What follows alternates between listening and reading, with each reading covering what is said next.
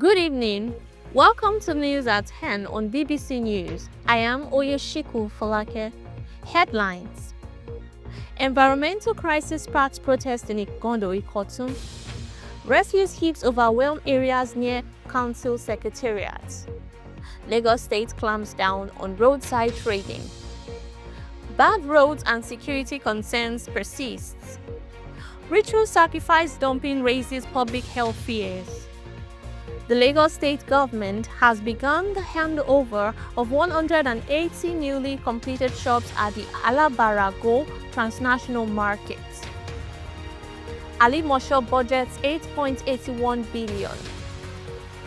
Ali Mosho local government strengthens waste management fleet with second compactor truck. A female pedestrian and member of the Mountain of Fire Miracles Ministries was fatally struck by Mercedes-Benz C300 driver. Darkness reigns in Lagos community 5 years after buying transformer. Residents of Igodo Ikotu are raising serious concerns over an environmental sanitation crisis that has left their communities overwhelmed by uncollected refuse. Large heaps of waste have taken over several areas, including locations close to the Igondo Ikotun Local Council Development Area Secretariats. Residents say the prolonged neglect poses serious health risks and reflects a breakdown in waste management. The situation has sparked protests, with angry youths taking to the streets to express frustration over what they describe as government neglect. Some demonstrations reportedly turned violent as tensions escalated. Community members warned that without urgent intervention, the refuse accumulation could lead to outbreaks of diseases. Roadside trading clampdown. In a related development, the Lagos State government has intensified its crackdown on roadside trading along the Ikotun-Igondo road. Officials say the exercise is aimed at reducing traffic congestion, restoring order, and improving pedestrian safety. However, many displaced traders argue that the operation has left them without a source of livelihood. They insist that no adequate alternatives were provided before enforcement began. The clampdown has improved traffic flow in some areas, but has also increased economic hardship for affected traders. Infrastructure decay. Infrastructure decay remains a major concern in the area. The Ikotun-Igondo Road, a key transport route, is riddled with potholes and worsened by flooding and refuse accumulation. Commuters and commercial drivers say the road condition has increased travel time, vehicle damage, and transportation costs. Political groups and civil society organizations have called on the Lagos State government to urgently rehabilitate the road and address sanitation issues along the corridor. Security and policing. Residents have also raised concerns over security and policing in Igondo. Allegations of police extortion and misconduct have surfaced, with residents accusing some officers of collecting illegal payments from motorists. However, police authorities say they have arrested several armed suspects in the area as part of ongoing efforts to combat crime. Residents are calling for a balance between effective security and respect for citizens' rights. Ritual sacrifice dumping. Another issue generating public outrage is the dumping of ritual sacrifices at church bus stop in Igodo. Residents say animal remains and ceremonial items left in public spaces contribute to environmental pollution and pose health risks. While some view the practice as cultural, others insist it must be regulated to protect public spaces and public health. Government response. In response to the criticism, the Igondo Ikotun LCDA has highlighted several developmental initiatives, including road rehabilitation, installation of solar street lights, and community health outreach programs. However, residents argue that these efforts have not addressed the immediate challenges and waste management, road deterioration, and economic hardship. Alimosho budgets 8.81 billion. The chairman of Alimosho local government, Ibrahim Johnson Akinpelu, has budgeted 8.81 billion for this year's expenditure. The appropriation bill, tagged Budget of Restoration and Renewed Progress, is aimed at ensuring effective governance and service delivery. Akinpelu said the 2026 fiscal plan would focus on road and drainage construction. Akinpelu said the 2026 fiscal plan would focus on road and drainage construction, support for the aged, widows and vulnerable persons, staff welfare, and provision of logistical support for elected and appointed officials, career civil servants, and traditional rulers. The chairman used the occasion to highlight achievements recorded since assuming office, including the construction of Bangbola and Benstar Streets, erection of the Community Development Committee (CDC) building, reconstruction of a mosque and chapel, installation of speed breakers along Shasha Road, construction of a customary court, and the establishment of an advocacy center for residents.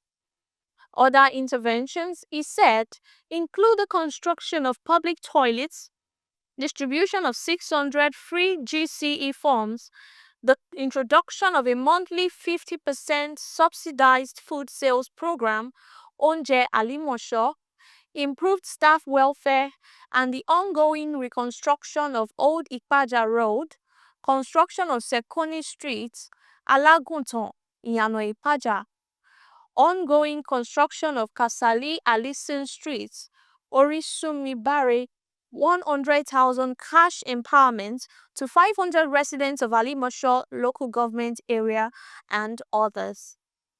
Alimosho local government strengthens waste management fleet with second compactor truck. Alimosho local government has acquired an additional compactor truck to further enhance waste collection and management across the council area. This development forms part of the administration's ongoing efforts to improve environmental sanitation and promote a cleaner, healthier Alimosho for residents. It will be recalled that the local government took delivery of its first compactor truck towards the end of 2025.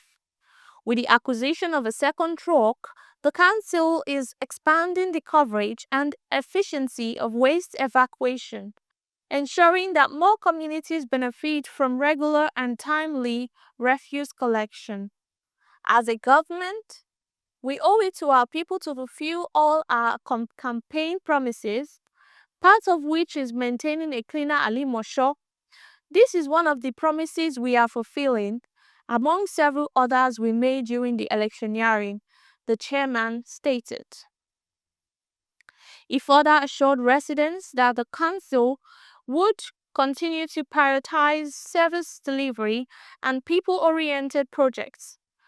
We will not stop or rest on our oars until our people are fully satisfied and Alimosho is recognized as a model of cleanliness and responsible waste management, he added. Woman killed by hit and run driver in Lagos. A female pedestrian and member of the Mountain of Fire Miracles Ministries was fatally struck by a Mercedes-Benz C300 driver in a hit-and-run incident on Saturday at the NYSC bus stop, Igondo area of Lagos State.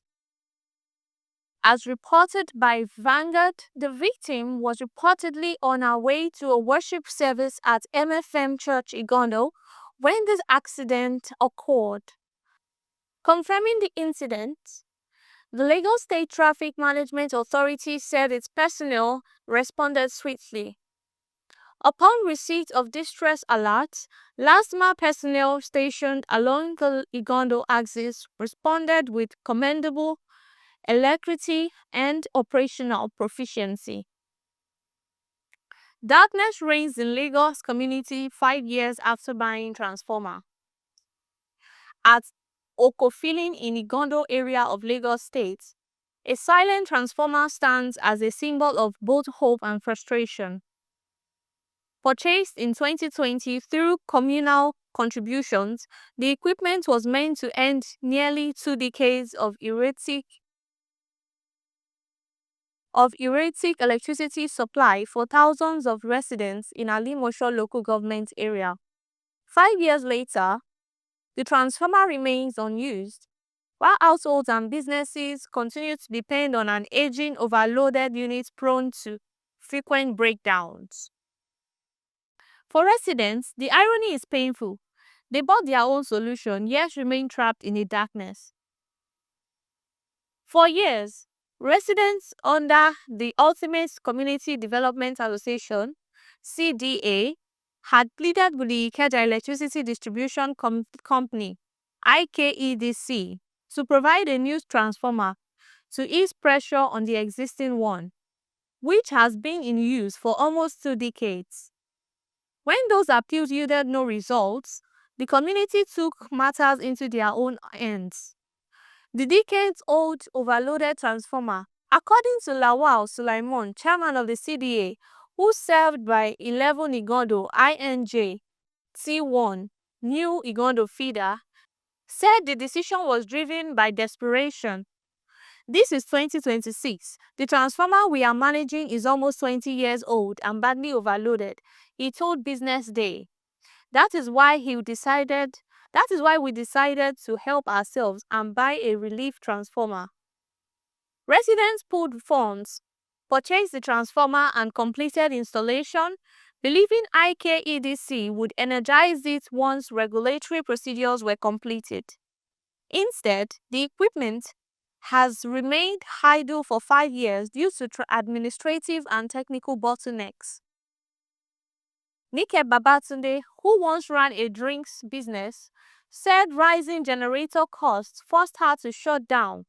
I stopped selling drinks because I can no longer afford the cost of fueling my generator, especially after the fuel subsidy was removed, she told Business Day. Customers want cold drinks, but the power supply here is too unreliable. Chioma Emmanuel, a frozen food trader, faced a similar fate. The cost of running a generator to power my freezers is higher than the profit I make, she said. When I added the extra cost to my goods, customers stopped buying and chose to go elsewhere. Residents build despite poor supply. Despite irregular electricity supply, many residents, most of whom lack prepaid meters, continue to receive monthly estimated bills. For nursing mothers like Mumi Afolabi, the unused transformer has become a daily reminder of unfulfilled promises. Mixed reactions trail federal government directive on free prepaid electricity meters. Experts, power sector operators and electricity distributor companies discourse have expressed divergent views on the federal government's directive mandating the rollout of free prepaid meters to electricity consumers nationwide. They said this while reacting to the directive in an interview with the News Agency of Nigeria (NAN) on Sunday in Lagos. NAN reports that the Minister of Power, Adeboye Adelabu, on January 26, directed all electricity discos to provide prepaid meters free of charge to customers across all tariff bands. An energy expert, Olukayode Akinrolabu, said the initiative was a critical step toward transparency, fairness and trust in the electricity sector. Akinrolabu, who chairs the Customer Consultative Forum for Festac and Satellite Town, urged discourse to move beyond delays and excuses. As residents await decisive action, The situation in Igondo Ikontu remains tense. Authorities are being urged to move beyond enforcement and promises and to deliver sustainable solutions and address sanitation infrastructure and livelihoods. This is BBC News Nigeria. I am Oyeshiku Folake Adeola. Thank you for watching.